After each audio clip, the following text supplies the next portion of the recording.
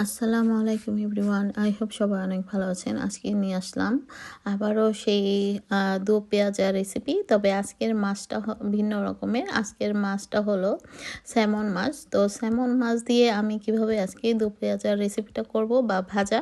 তো চলুন দেখে নিই। এখানে আমি প্রথমে স্যামন মাছগুলোকে, এগুলো বড় বড় পিস ছিল, তো আমি ভাবলাম যে একটু ছোট করে নিই, কারণ এগুলো অনেক সাবধানে কাটতে বা ধরতে হয়, নইলে একদম পিস পিস হয়ে খুলে যায়।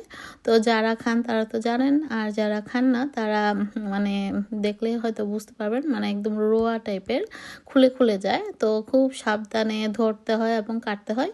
তো আমি এর মধ্যে প্রথমে ধুয়ে উপরের আঁশটা ফেলে দিয়ে, তো এর মধ্যে আমি 1 কোয়া লেবুর রস চিপে দিয়েছি এবং লবণ, হলুদ আর সামান্য একটু তেল দিয়ে এটাকে খুব ভালো মতো ম্যারিনেট করে আধা ঘন্টার মতো রেখেছিলাম।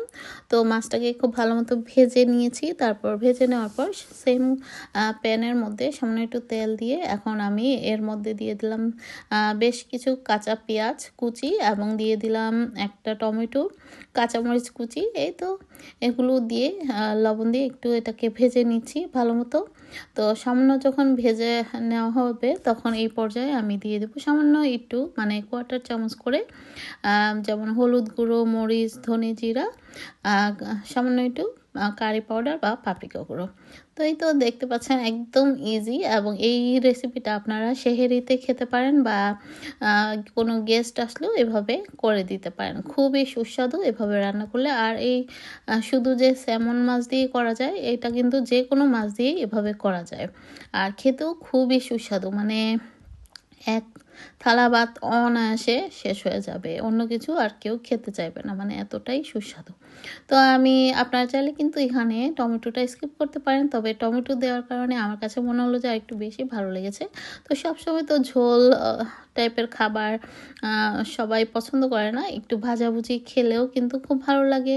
তো আপনারা চাইলে কিন্তু এর মধ্যে ক্যাপসিকামও ইউজ করতে পারেন, মানে রেড এবং গ্রিন যেটা, তো সেগুলো দিলেও কিন্তু দেখতে খুব ভালো লাগবে এবং খেতেও ভালো লাগবে। আর চাইলে আপনারা পেঁয়াজটাও বড় বড় করে কেটে দিতে পারেন। যেমন সুস্বাদু তেমন দেখতেও সুন্দর হবে। আর এটা গেস্ট আসলে আপনারা অনায়াসে এটা সার্ভ করতে পারেন। তো আমার রেসিপিটা অলমোস্ট হয়ে গিয়েছে। আই হোপ আপনাদের ভালো লেগেছে। ভালো লাগলে অবশ্যই আমার চ্যানেলটিকে লাইক, শেয়ার, সাবস্ক্রাইব করবেন যারা ইউটিউব থেকে দেখছেন। আর যারা ফেসবুক থেকে দেখছেন তারা পেজটিকে অবশ্যই ফলো দিয়ে রাখবেন নতুন নতুন রেসিপি পাওয়ার জন্য। তো এই তো আমার রেসিপিটি কেমন লেগেছে অবশ্যই কমেন্টস করে জানাবেন। তো আপনাদের রমজান কেমন কাটছে? আমাদের তো আলহামদুলিল্লাহ ভালোই যাচ্ছে। তো আজ এ পর্যন্তই। আল্লাহ হাফেজ। Thank you for watching.